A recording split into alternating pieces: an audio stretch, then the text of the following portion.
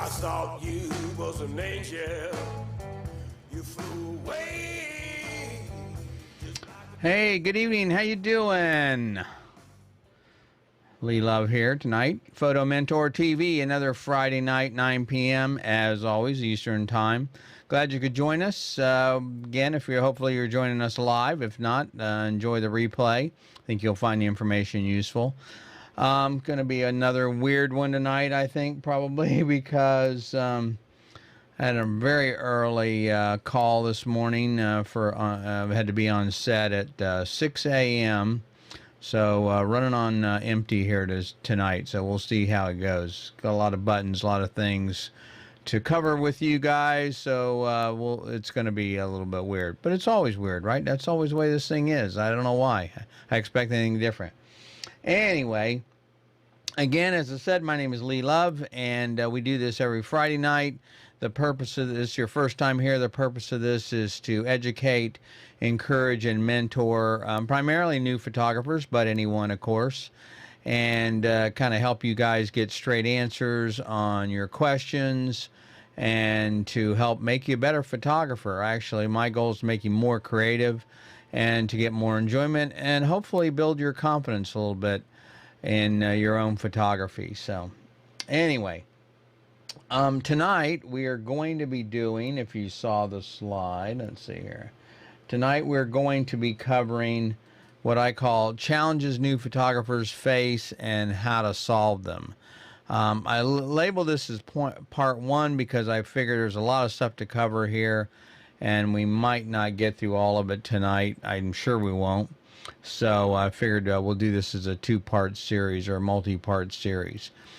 What the impetus behind this was, I asked a question, maybe a year ago, 6 months ago, of one of the groups.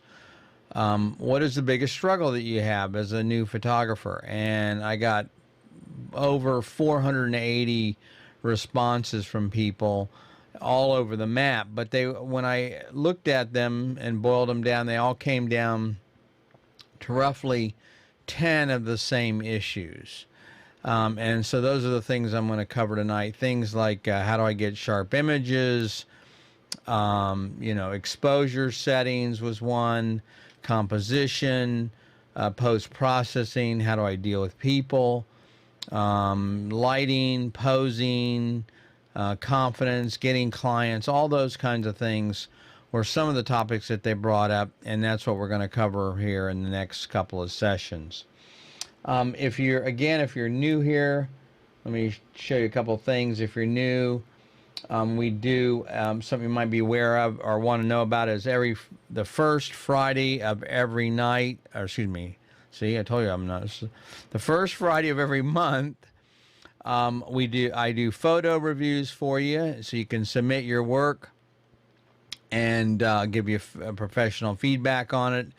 It's not whether I like it or not. It's really not about that. It's looking at it from more an artistic and a technical and a storytelling perspective. So that's a great thing. They are anonymous, so we won't use your name or anything like that. And I do that on purpose so that new photographers will not be intimidated by submitting their work. So the goal here is to help you improve. Doesn't matter what kind of camera you have. It can be a point and shoot, could be a phone or a Hasselblad, but you can submit your work by going to review.photomentor.tv, and there's a little form you can fill out there and submit your images. Love to have you. Love to see the stuff you guys are working on. It's always a lot of fun. Also, if you are into social media, which many of you are, of course, we're here on Facebook, also on YouTube, which is where you're watching this, I assume, and Twitter and Instagram. You're welcome to join us there. Follow us using any of these handles or names, and I will definitely follow you back. And finally, but not least, we also have a very nice group on Facebook, a mentoring group. And if you'd like to join us over there on Photo Mentor TV and on Facebook, you're welcome to do so. I ask that you go to photomentor.tv/join. Just give us your name and your email address and a little bit about, the things you're struggling with, so I can help you with that. And once you do that, then it'll take you back to the Facebook site, hit join, and away you go. So anyway, that should be enough of that stuff. If you guys are new here, then that's all new information. If not, then you already know all this stuff. Okay, so again, I got a lot of stuff to cover tonight. So let's go ahead and get started. And I'm going to start by showing you. We're going to talk about the very first thing that I find a lot of people ask me about. And the first issue is, how do I get sharp images? They're typically, the images aren't sharp, or they'll post them on Facebook and they're saying they don't look good. There's a couple of things that I find are issues that you need to look for that'll help you with sharp images. The first issue I find over and over again is just using too slow of a shutter speed. So what you want to do, you want to try, especially if you're handheld, of course, you want to try and remember to use a shutter speed. Now, this is kind of complicated, or maybe sound complicated, but it's not. You want to use a shutter speed that's twice the focal length of the lens. So, for example, let's say that you have a 50 millimeter lens. Well, then you should be shooting at no slower than 1/25 of a second. Now, that doesn't mean you can't shoot slower. Of course you can if you have really good technique. But if you're handheld, it's really good to be shooting at twice the focal length. If you're using a 200 millimeter lens, then that means you want to be shooting at 1/400th of a second or faster. Probably 1/640th of a second would be a really good number for that. And that will help you in having a much more sharper image. Now, the reason for this, and it's especially difficult on longer lenses, is because think about it. If you have a lens or a laser, and you're aiming it at the wall, and you're very close, you can move that laser a little bit, and they'll just be you on the wall. You really won't see much difference. You may move up a little bit, but if you move 30 feet away and you move that laser, the movement on the wall is going to be 6, 7, 8, 10 inches movement, just the slightest little movement of the laser. So the further away you are, or in other words, the longer the focal length, the more critical it is to use a faster shutter speed. I see this all the time. People bring me their camera, say, "Hey, Lee, I think there's something wrong with my lens. It was sharp. I was getting good pictures, but now I'm not." And so I look at the images, and I go on the camera, look at the back of the camera, look at what's called the EXIF data, and this shows me what the image was shot at. And 90% of the time, it's the shutter speed is just too slow. And so for that focal length. So you just want to remember that the faster the shutter speed, the sharper the image typically will be. Now, I know that goes against if you want to do nice blurry backgrounds. Everybody wants this nice soft focus bokeh, but that's the deal. Or shoot on a tripod, and then all bets are off. If you have a tripod, you can definitely shoot at a slower shutter speed, and it won't be an issue. So that's the first thing. If you want sharper images, to try and shoot at a faster shutter speed. The next thing is your focusing points. Now, a lot of people, this is very confusing to a lot of people here, and but most cameras have multiple ways of focusing. So you have things like matrix group focusing, you have single point focusing, 51 points, 110 point, whatever the number may be, number points that the camera will lock onto to focus or try to focus. Now the problem is you got to be careful, because if the camera see, and a lot of these, depending on how the camera works, there's different kinds of focusing technology.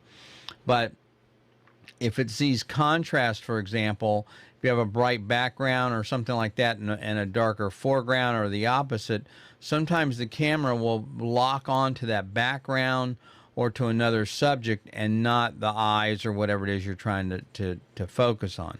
So I'm a big fan of using, I would say most of the time I shoot on single point focus because I want to move that focus point around. I want it to put it exactly where I want, and that would be on the eyes or the subject matter, and that's what I want to focus on, and then I may recompose.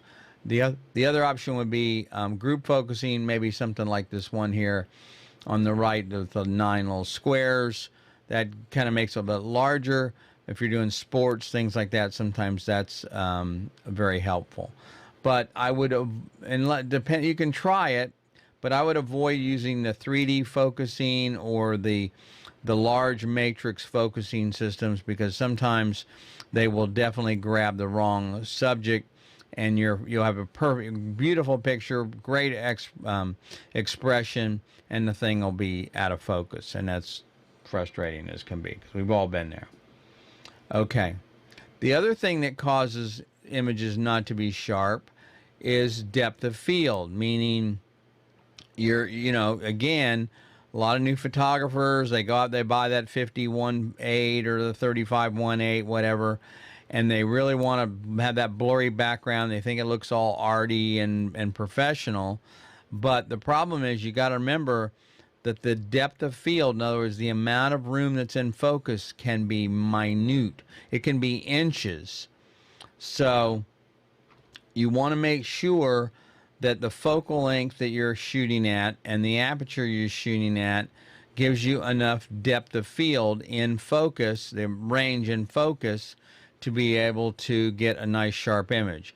I've done many, many pictures where I've missed focus and focusing on the eye, but what happens is the nose or the ears in focus and everything behind that or in front of that is out of focus.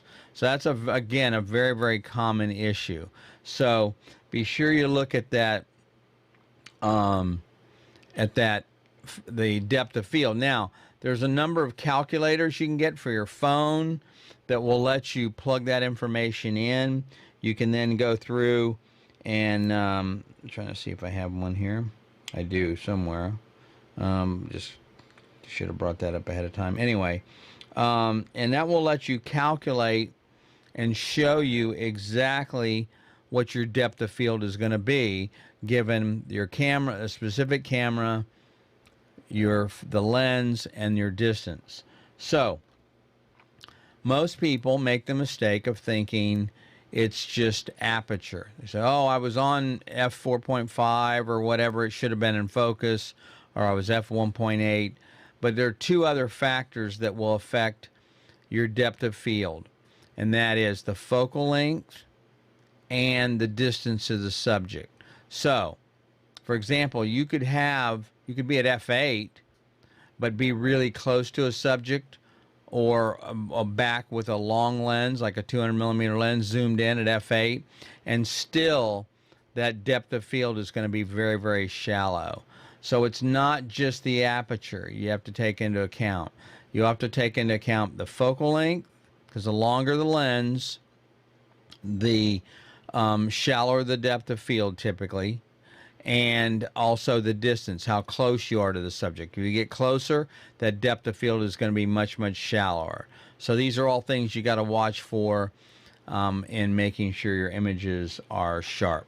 So that's the thing to look for there. So a lot of times the people will show you these charts like this one right here, and they'll talk about depth of field, and they'll show you all these, aperture settings and everything. But again, they don't talk about the other two items, which are depth of field, which are distance and focal length. And that will make a big difference. So you can use that to your advantage. For example, if you want to be able to, if you have a lens that you want and you don't, the lens you have only goes to 4.5 or 5.6, and you still want to get as much of that kind of background, that nice blurry background you can. Well, what I would suggest you do then is back up zoom in all the way on the lens, and then frame the person. If you have to back up to get the framing correct, which you might have to do, that will give you a blurrier background, even though you're shooting at 5.6, 4.5, something like that. So that's kind of a little trick you can use to possibly, get a little better depth, shallower depth of field. Okay, so the next one is, it could be your lens. It's possible. Now, I know a lot of people, well, that's the first thing they think of. They think, oh, my lens is, there's a problem with my lens. But let me tell you, I speak from experience when I tell you that is not necessarily the case, because I, too, have been fooled by this. And I had a 7200 2.8 great lens. I bought it like in 2004, I think, when I was switching from film to digital.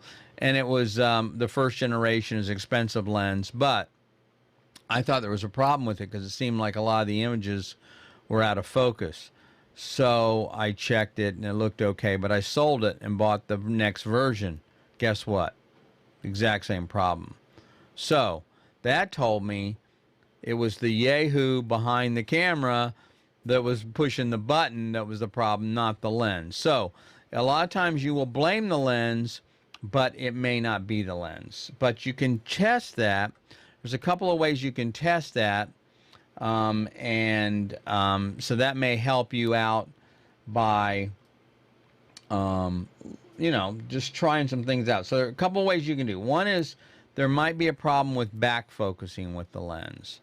So let's see if I have a slide on that one. I don't think. Yes. So, well, I don't. But so the one problem could be back focusing. And what that means that when you focus on a point, a specific point on your lens, the adjustment of the lens or the calibration of the lens to the camera can just be just a little bit off. So let's say you're focusing, in this particular example, on that 0, but the lens may be focusing on the 4 in front of the 0. That's called back focusing. A lot of cameras, especially the higher end cameras, have an adjustment for that, and you can tweak it for each lens to make sure it's accurate. So that's the first thing you could check, and you can do that by just taking a piece of newspaper or a ruler or something like that, lay it in an angle like this picture here is, and then focus on that one particular spot. You can put something on there if you want, a marker, pencil, whatever, and then focus on that, and then look to see if the lens is indeed focusing at the point you want to be on single point focus, of course, but you want to then look to see if the lens is focusing where you're intending it to focus, or whether there's a problem with the lens and the adjustment. The second thing is that most people don't realize that every lens has a sweet spot, meaning it's sharper at certain places in the lens than others. So let's say, for example, that you can test this. Again, the best way is to put it on a tripod so you don't have movement, which will affect the test. Set it up on a nice well-lit area, maybe outside or something, on a brick wall, or tape a piece of newspaper or something, a magazine or some kind of something fine detail on that wall, and start at the widest opening. Let's say it's 4.5 or 3.5. Shoot an image. Like, probably best thing to do is do Aperture Priority. Shoot a photo, then go to the next one, 4.5, shoot a photo, 5.6, etc. Go all the way through the range up to f22 or f32, whatever the highest aperture is, the smallest aperture on that lens. Then bring them into the computer and look at them. And what you will find is there's somewhere along that path where one of those aperture ranges is sharper than the rest. Most lenses, even some of the real expensive ones, are a little soft, wide open, and at the far end. It's just physics. It's just the way the optics work. But that's what you spend thousands of dollars for, by the way, with a lens, is to make sure, is to get the best quality, and that's what happens. So they are sharp at what's called edge to edge, but most lenses are not. So if you're really concerned, if you have a really important shoot or something, you're trying to get something very sharp, maybe it's product photography or macro photography or something, find that sweet spot, and then that's the place you want to shoot at. And that will give you the sharpest images that you can get. So that's what when they talk about sweet spot, that's what they mean. Okay. The next one is to make sure that if you have a filter on the lens, that it's not a poor quality filter. Now, I see a lot of people that will say, hey, Lee, I just need a cheap filter to, protect the front of the lens. Well, that may be fine, but again, a cheap filter is a cheap filter. So I would not put a $20 UV filter on a $2,000 lens, and vice versa. I wouldn't put a $200 filter on a $200 lens, or that type of thing. So you want to make sure that the filter is good enough quality to match the lens. Now, if you're concerned about this, then I would take that filter off and do a test with it and without it to see if it's a problem. Now, some of the inexpensive filters will cause chromatic aberration. Some of them will call they're a little fuzzy looking. They'll just be soft, and then sometimes there can be reflection between the front of the filter and the front of the glass, the element of the lens. So just be careful with that. But again, if you're in an environment it's going to be dirty, sandy, going to the beach or oily or whatever like that, then that filter can be saved to the front of your lens. So it's a good thing to have, just to make sure you use a proper quality one and test it. Okay. Whoops. Let's see here. Okay. The second thing is your expectations. I mean, what is it you're expecting out of this lens? Is it a $200, $300 lens, $400 lens, $500 lens? Maybe you're expecting the lens to be super, super sharp, and it's just not going to do it. Most of the time, though, I will tell you, it is it's technique. You can get, here's a test. You can take pretty much the most mediocre lens, put it on a tripod. That'll give you the sharpest image that way. Shoot it in its sweet spot, f8, f11, f14, somewhere in there. And you'll get a pretty, unless the lens is really, really bad, you'll get a good sharp image. But but most of the time you can't do that, right? Most of the time you're hand holding it. When you're using a wider aperture, you have low light, etc., etc. So make sure your expectations are in line with the actual quality of the lens and what you're going to get. Now, one thing I didn't put on here I should probably mention is that cropping. So a lot of times people will take an image and they will, they'll shoot an image, but they don't have a long enough lens. So therefore, they have to crop the image 100%, 200%. That's going to make an image fall apart. If you think about it, if you have a camera, it's a 24 megapixel camera, and you zoom in 100%, you now have a 12 megapixel camera. You zoom into 200%, and now you have a 6 megapixel camera. So by zooming in, you are losing some of that quality, and it will not look as sharp as if it's full resolution. So get closer, or get a longer lens, but just don't or get a higher megapixel camera. Of course, that would be one thing, but that has its issues too.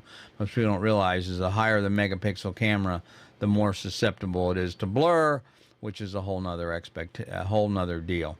So anyway, and finally, let me mention to you that I see a lot of people complain about uploading stuff to Facebook and things like that, and they don't understand why the quality's not there. How you post-process the image, a lot of these social media sites really don't care at all about quality. They're interested in size. I mean, think about it. They're uploading millions of pictures a day, so their priority is disk space. So the format you use, whether you use a PNG format. You'll get a larger file, but it'll be a little better quality than a JPEG. A JPEG image is more compressed, and if you take a JPEG, you open it, you make changes to it, save it again, it's recompressing it. So there's some technique you can use in file management that will also deteriorate a file. But anyway, that's not the issue here, just some things I wanted to mention to you. Okay. If you guys have any questions on this, be sure and leave a comment on the in the YouTube on the YouTube comment section, and they'll show up here on my screen, and I will pick them up and respond to them best I can, of course. Okay, so let's see what else we got. So I think that's the end of how to get sharp images. Okay, so no questions, we'll move on. The other issue that a lot of photographers brought up over and over again is they're having trouble getting proper exposure. Now, this is common. I mean, it's a problem we all have from time to time, and so the trick is that there are a couple of ways you can get manage that. But let me just say, and I don't have a slide on this, but let me just tell you, you do not, in my opinion, if you're a new photographer, you do not want to start out on manual. I see this mistake over and over again. It's a myth, in my opinion, that, oh, we got to shoot on manual. Got to shoot on manual. It's the only way to do. You got to learn exposure triangle. Yes, you do need to learn that, but it's not the first thing you need to learn. There are a lot of other important things like composition, like working with a subject, framing. There are a lot of those kinds of things that are more important than learning to shoot on manual. These cameras are pretty amazing. There's a lot of technology in here, and so if you turn all that off by going to manual, then you essentially have a 1960s film camera, which doesn't make sense. So if you don't want to shoot on auto, then I would definitely suggest you shoot on Aperture Priority. That lets you set the aperture setting of the lens, and the camera will select the shutter speed. And if you have it on auto ISO, it'll also select the ISO performance. So why do I suggest you do that? Well, the first thing is aperture is probably our depth of field, what's in focus, is probably the most creative tool that you have. And so you want to be able to control that. You want to be able to select that based on your subject and the story you're trying to tell. So I do a lot of magazine photography, and so I'm telling a story. I either have the stories already written, and I'm shooting to the story that exists, or they haven't written the story yet, and I'm just trying to tell the story of the person and the subject that I'm photographing. So let me give an example. Let's say I'm called to photograph somebody. Your name is Bob. I'm going to go out and photograph Bob, and I go into Bob's place of business, and I'm going to photograph them. Okay, great. Now, the question I want to know is, why am I photographing Bob? What is the story I'm supposed to be telling about Bob? One, am I photographing Bob because they're doing a story on him because he saved a cat from out of a tree? Or am I photographing Bob because he's Businessman of the Year and he has maybe a hardware store? Well, if he saved a cat from a tree, then the background is not as important to the story. It's a hardware store. So maybe I want to include something, maybe I don't, but most of the time it's probably going to be a very busy location, meaning the background's going to have a lot of stuff in it. So I probably don't want to show all of that. So therefore, I would go to Aperture Priority and use a wider aperture. And therefore, that's going to put most of that background out of focus. That's going to be, so the background is very, very important. I can't stress this enough. If it's one thing you learn from me, it's background, background, background. Watch that background. The background will help tell your story or kill your story based on what is in there. So if I don't want that background, I may want to use a wider aperture, and therefore to blur that out. But if Bob was Businessman of the Year and he has a great hardware store, it's made lots of money, then that's part of the story. So I want to include that. So therefore, I'm probably going to use a little bit smaller aperture to include that information. So therefore, that's why I say shoot on aperture priority. So anyway, and hello to Kenda. Hi, Kenda. Nice to join us tonight. Thanks very much. Good to see you. Hope you're doing well. I think you started back on your new job, or your job again, after being out. And I know that you're not always available on Friday nights. So nice to join us. Thanks very much. And good to see you. Hope you're doing well. Okay, so let's go back to, let's see here, we are on. So, aperture is a very important aspect, of course, to your getting the correct exposure. So, you can shoot on aperture priority, just let you select what you want, what setting you want on the camera. Let the camera select the shutter speed, and go from there. Now, you're still going to need to know the relationship between aperture and shutter speed and ISO. It's not, just because you're shooting on aperture priority, some people think you have to shoot on manual, but you don't have to. You're still going to need to know that stuff, but you just don't need to know it right away. Okay. So I'm gonna show you. The other one is the shutter speed, and of course, shutter speed has to do with how long the shutter is open. So I'm going to show you guys a little video, hopefully. I did this. This is a test video. It's not public yet, and because there's some pieces missing, so it's a beta. But the concept here is ways to show people how to get a more accurate exposure more quickly, and to understand the relationship between aperture and shutter speed. Now, the mistake I think most people make is that when they're talking about teaching someone photography, is they immediately go to this thing called exposure triangle. Now, the exposure triangle can give anybody, even an experienced photographer, headaches, because you're looking at it going, I don't understand it, I don't get it. And I understand that makes sense to me as well. But this is an attempt here to kind of show you another way to understand exposure. And so let's see if I can do this here, and see if this plays. Let's see, I think it's right here. Okay, let's take a look at the relationship between the aperture and the shutter speed. If you're trying to fill up a cup full of water, and you have a very small straw that the water is going through, then it's going to take a long time to fill up that cup. So that would be equivalent to the same thing as saying that you have a small aperture, a very small opening. In this example, we're using f/22. Then therefore, if you're using f/22, there's not much light getting to the sensor, or in this scenario, much water getting into the cup. It means we have to leave the faucet, i.e. the shutter speed, open longer to allow that cup to fill up full of water. Now, let's take the opposite. Let's say have a very large straw, a very large opening.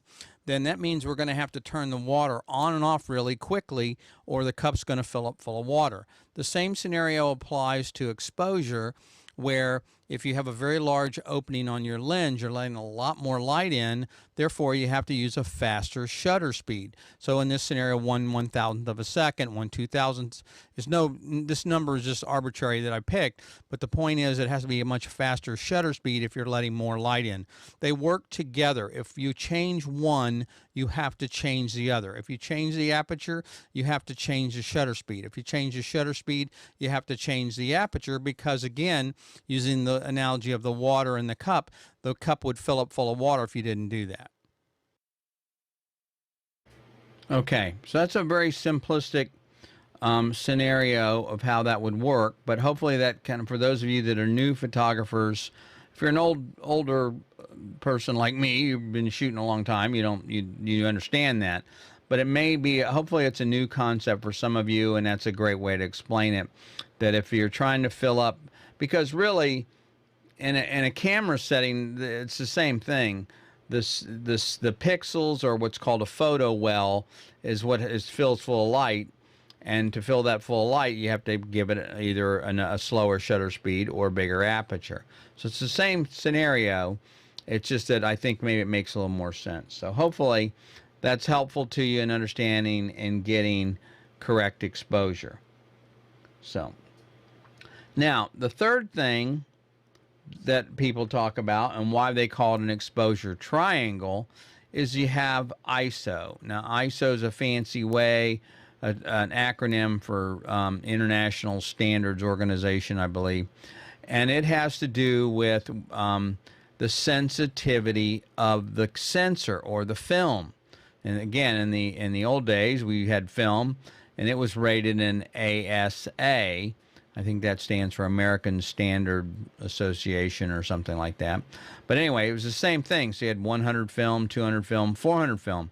Well, nowadays we have digital cameras, which are great.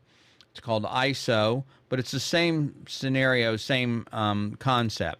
You have 100, 200, 400. The nice thing is now we can change it on a whim, where before if you had 200 film, you had to shoot the whole roll at 200. Now I can shoot one frame at 100, one frame at 400, one frame at 1600, which is certainly nice. So these work together. So the aperture, or the ISO, is the sensitivity of the film or the sensor in this case.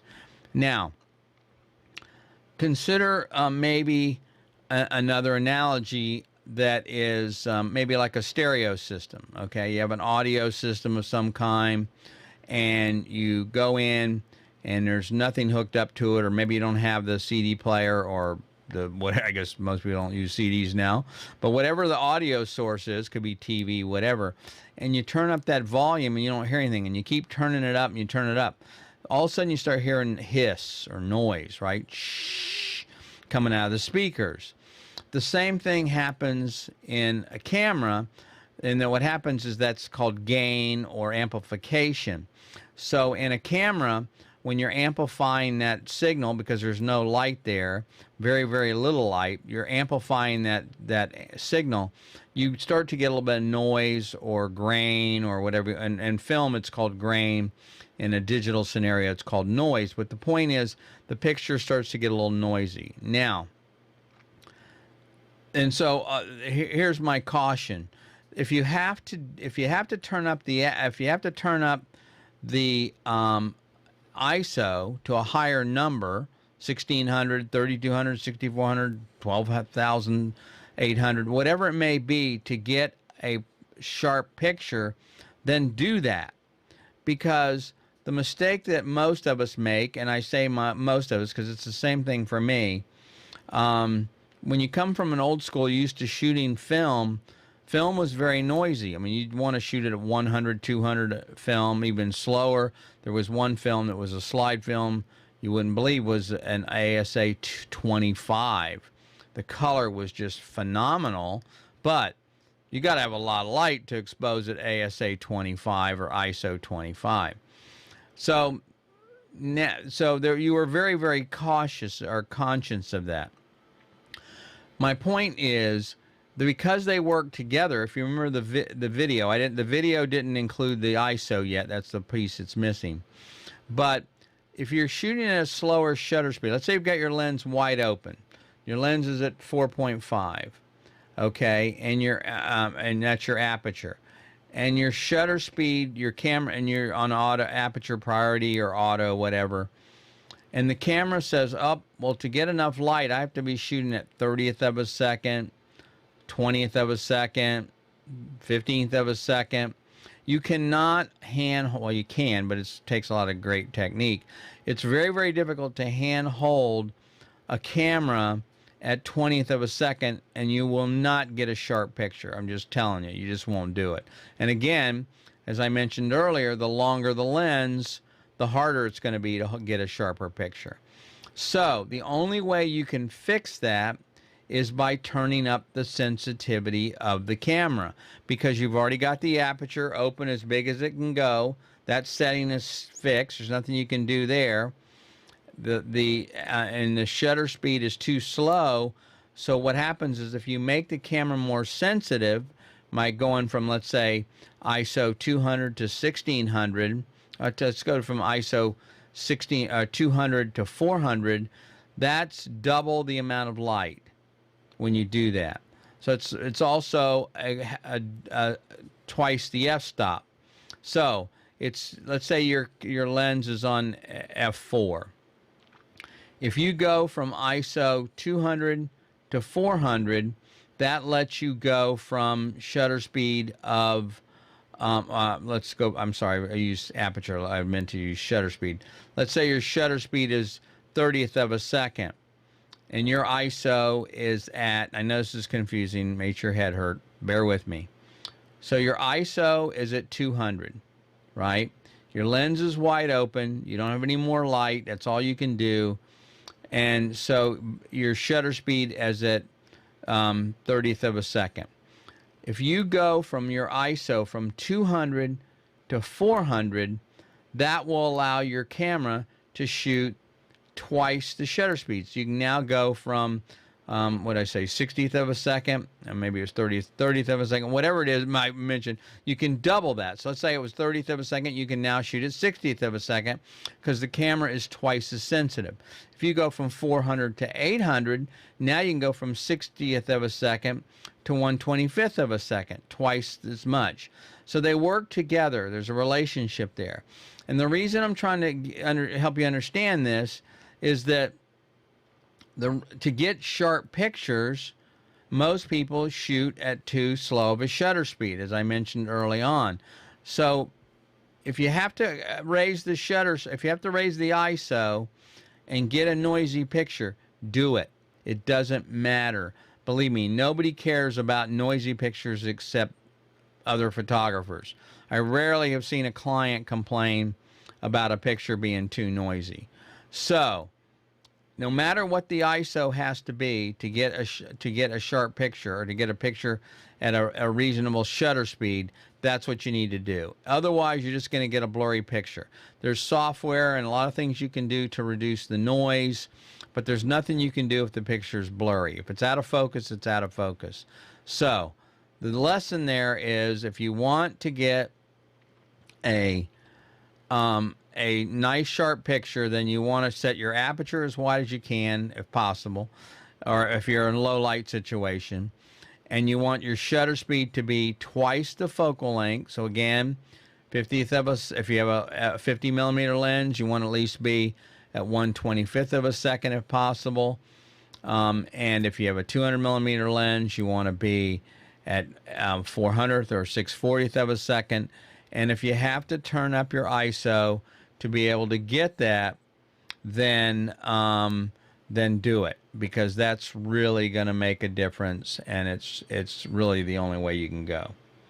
Okay, so Kenda says, I've noticed that the ISO on 6400 is far less noisier on my new Canon 90D compared to older Nikon D7500.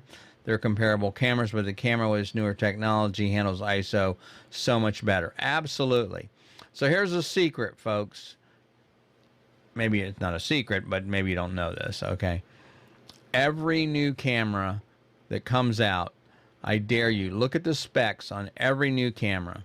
Doesn't matter the manufacturer, doesn't matter the price. There are two features that you will find almost always are improved. Well, three, depending on how you look at it. So ISO performance is the first thing you'll notice gets better and better, okay? The second thing you'll notice is the focusing system improves a little bit. And the third thing is that the processor, the computer that they, everybody has a fancy name for it, I think. Is it Nikon or Canon calls it an Exceed processor, and Canon has their name for their processor. That processor gets faster and faster. And what happens is they're able to take that noise and deal with it before it ever hits the before it hits the camera. It comes right off the sensor before it's stored on this card. They can process that and remove that noise in real time. So, in fact, I'll tell you, I predict at some point ISO is just going to go away. It's not even going to be a feature. And the reason is there's some cameras out there, the high-end Nikons and Canons, that'll shoot at ISO 1 million, I think. I mean, definitely in the hundreds of thousands. So it's getting crazy, the ISO performance on these things. So don't worry about the noise is what I'm trying to tell you. If that's what it takes to get a sharp picture and to get your to get the right exposure, then do it. Okay. So, so hopefully that helps answer some questions. So we've covered how to get sharp pictures and now how to get a properly exposed image. The last thing I want to talk about in exposure is metering. Now, this is can also be confusing for people, and they don't realize they think that when you talk to them about metering, or they use these terms matrix and things like that, they think you're talking about the focusing. These are two different things. The camera's light meter looks at the entire scene and it determines what the proper exposure is going to be. Now, the example I'm going to use here is 3 different scenarios, but some cameras have even more metering modes than this. But the most common, and the term may be different if you have the brand. Some may use matrix, some may use weighted, some may use averaging, but the point is the same. So on a matrix metering system, what happens is the camera looks at the every pixel on this, or almost every pixel, as many as it can, edge to edge of the frame, to be able to determine the exposure. In fact, it's gotten so sophisticated now that some cameras even have profiles built into them where they built scenarios of what a scene may look like, and it uses that to compare against. But anyway, so this would be a matrix metering. A matrix metering would look at the entire picture, and it would then average out or say, okay, here's the bright spots, here's the dark spots. I'm going to give you an average exposure of what I think is correct. Now, the problem is that may not be correct. That's what the camera thinks is correct, but that may not be what you want to do. Again, you're the artist here. You're the photographer. These are decisions you have to make. But if you don't know how a meter works, and I find a lot of people don't, then you're going to get images that are either overexposed or underexposed, and you need to understand that so you know when to override that. Okay, so that's matrix metering. The next one would be center or weighted metering. And typically what happens is when you go into that mode, the camera narrows down what it's looking at as far as measuring the exposure. So there's generally a 10% in the middle of the picture the image is going to look, or the camera's going to look at, and it's only going to meter on that center part of the image, that 10% of the image. And therefore, it can be possibly more accurate, because now maybe you don't care about the background. Maybe it's the center part of the picture that you're interested in. An example of this, and also the next example is going to be, well, here, I'll just show you. The next one is going to be spot metering. And spot metering is where you have what's typically a 1 degree, just one small area that the camera looks at, and it's only going to measure the lighting there. So if you look at this scenario here, these bottles are probably properly exposed, although they look out of focus. This one makes them look silhouetted, but the sky is proper, or probably close to it. And in this one, the sky is blown out because it's looking at everything, and so it's saying, oh, I don't care about that.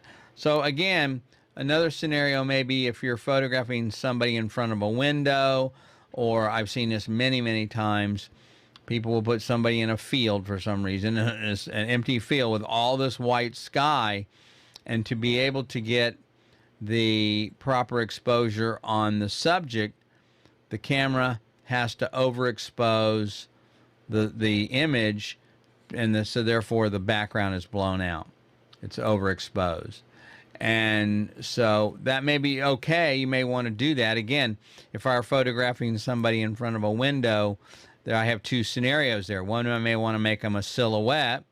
If it's a silhouette and I really don't want to see their detail, then I might meter or use the background to focus on and expose. Actually, that would probably be more like this one here. And I would focus and I would meter on the background and get the proper expose on the background. Therefore, the subject most likely will be silhouetted. Now, if you could do something like this and it could isolate, it would be if you expose for the background, it could also make the subject silhouetted. But anyway, so the point is there are three metering modes, at least three metering modes that the camera uses to determine exposure. And so sometimes you need to be able to change this. A good example of this spot metering would be in concert photography. If you're photographing concerts, or maybe the moon, something like that, what happens is you got all this black surrounding the subject, right? But yet you've got these spotlights hitting the subject's face. Well, on averaging or matrix metering, the camera sees all this black and it thinks, oh, well, this is too dark, so it tries to raise the exposure, therefore causing the exposure on the person's face typically to be blown out and overexposed.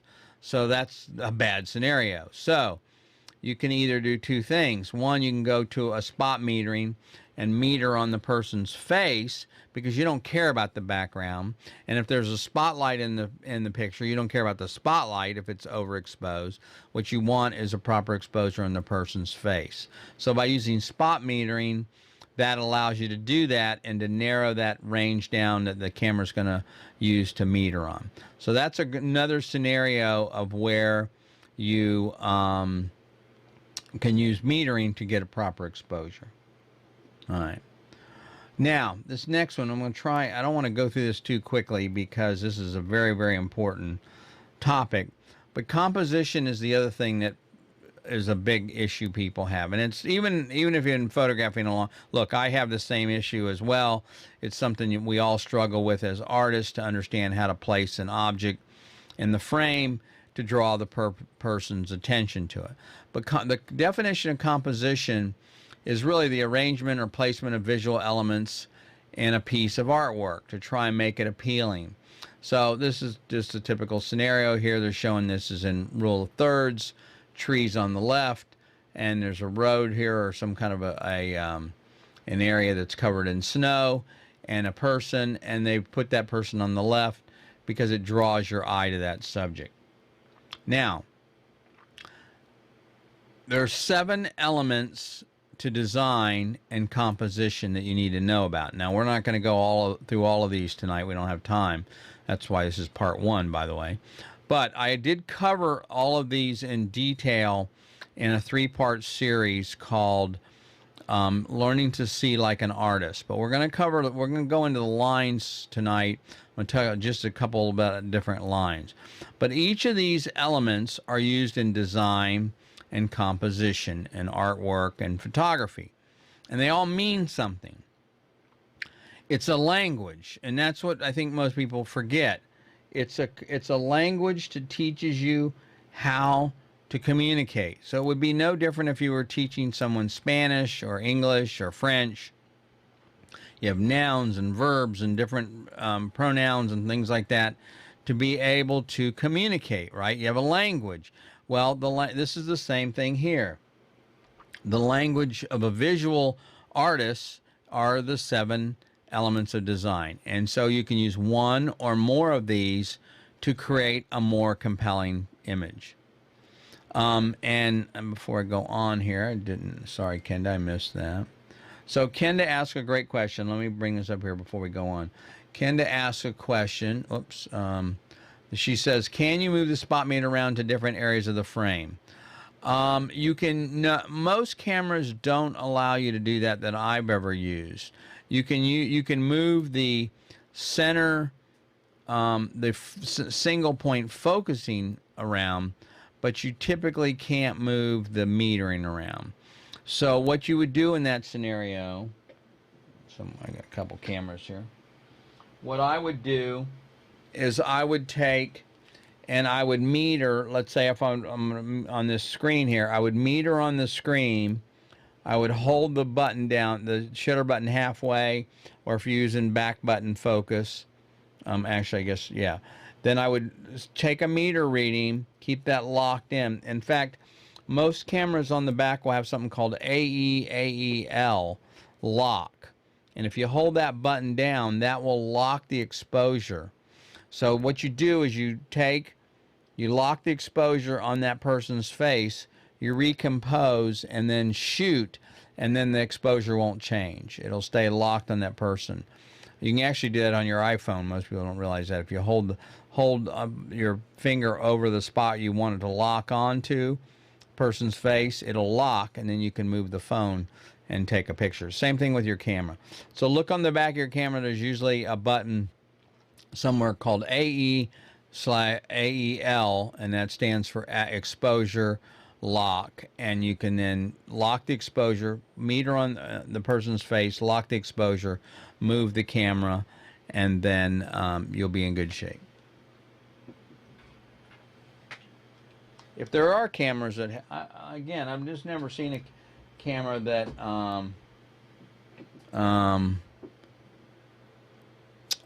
that did that. And Tracy Lynn is over here. Yeah. So I'm sorry. On right now. Hang on here.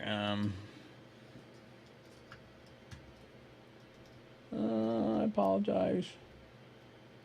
Someone asked here. Okay. Okay, so where were we? Oh, so anyway, I don't think you can move the metering spot. I know you can move the focusing point. Hopefully that will help you. Okay, so the 7 elements of design that are important for you to learn are line, shape, form, space, texture, value, and color. Again, we're not going to go over all these tonight. We're just going to go over on the lines, but hopefully that will give you some insight there on that. Okay, so, oh, I know now. It's a different slide. Where did I put that? I think it's this one right here. Let's see. Okay. All right, before we go into that, this is an important quote. I use this quote a lot. You guys, maybe if you've watched, you're probably tired of seeing it. But the thing I love about it is it really speaks to the issue of why we do art to begin with. What is the definition of art, at least according to Leo Tolstoy, who did War and Peace? It says, the activity of art is based on the capacity of people to infect others with their own emotions and to be infected by the emotions of others. Strong emotions, weak emotions, important emotions, or irrelevant emotions, good emotions or bad emotions. If they contaminate the reader, the spectator, or the listener, it attains the function of art. And so I think that the reason that speaks to me is because it's all about storytelling. And this is something I strive for in my own photography. I'm tired of just taking pretty pictures. There's a lot of pretty pictures out there, sunsets and, you know, landscapes and all that kind of stuff. And that's nice, but I mean, to me, my photography is about instilling some kind of story. And I think that's one reason I love to photograph people, because I think we all have our own unique story, and they're so expressive. But that's a whole nother topic. So to be able to tell a story, though, and to convey emotion from someone requires that you understand where those emotions come from. So, for example, what most people don't realize is the left side of the brain is the analytical, the thought, language, math, planning, rules. In fact, and the right side of the brain is really where our creativity comes from. Our emotion, music, art, intuition, all those things come from the right side of the brain. So it's kind of in conflict. I mean, let's face it, to be a photographer, you need to know both. It's not like you can just do one. But it's the thing is, you have to be able to understand. In other words, you don't want to be wandering around and jump off and fall off a cliff because you're not paying attention to your photography. So you certainly need to be using your left side of the brain. But what I find for myself is I'm always constantly struggling to push that left side of the brain out of the way and to really concentrate on the right side of the brain, because that's where my creativity comes from. So if you look at this, here's an example.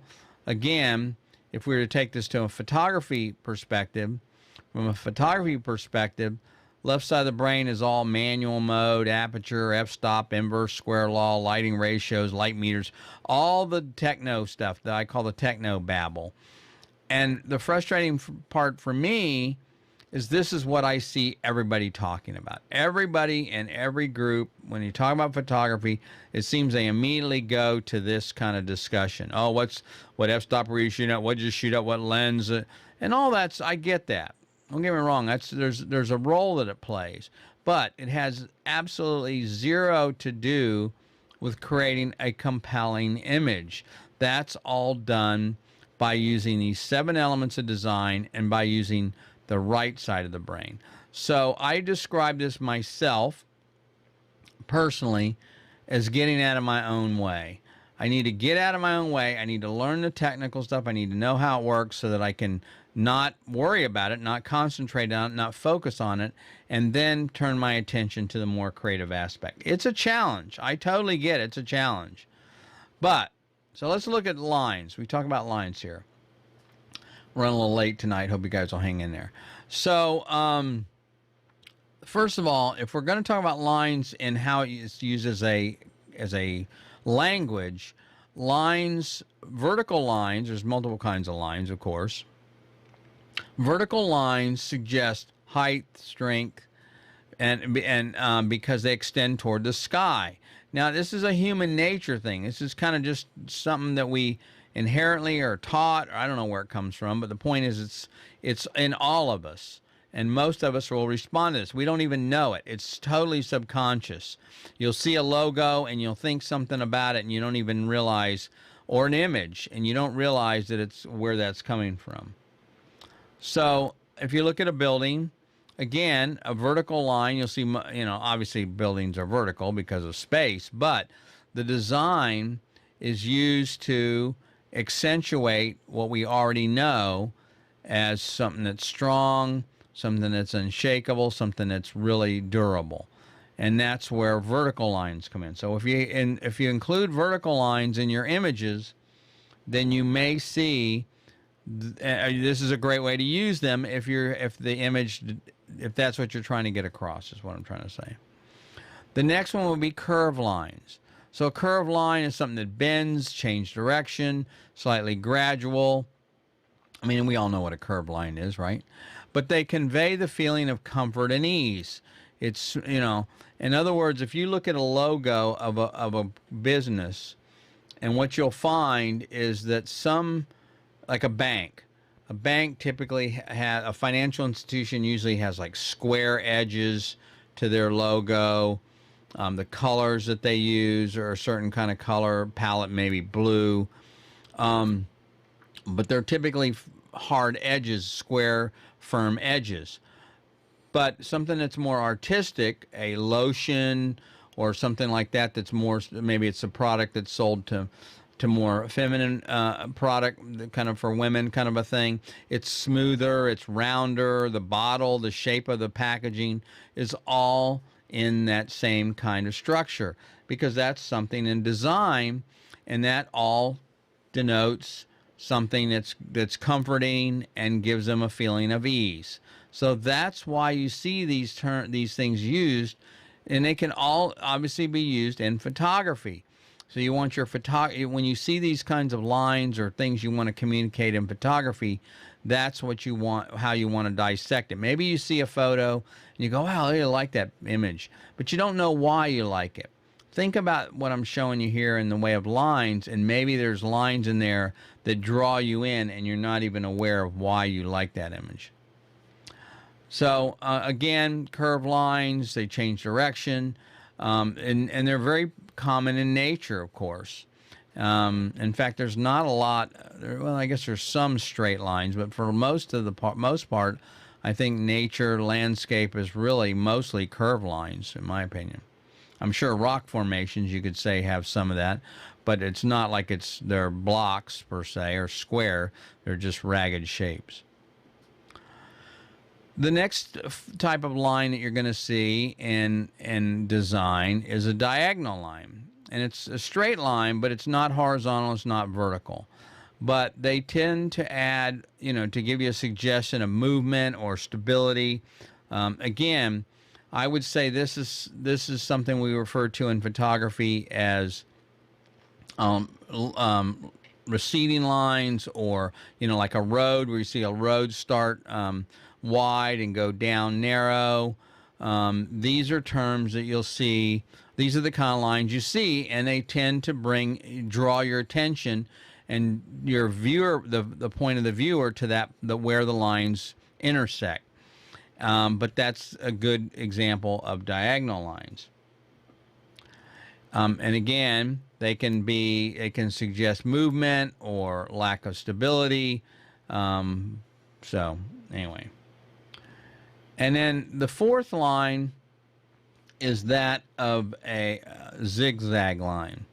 And that would be, obviously, I mean, you can see that the zigzag line is going to be,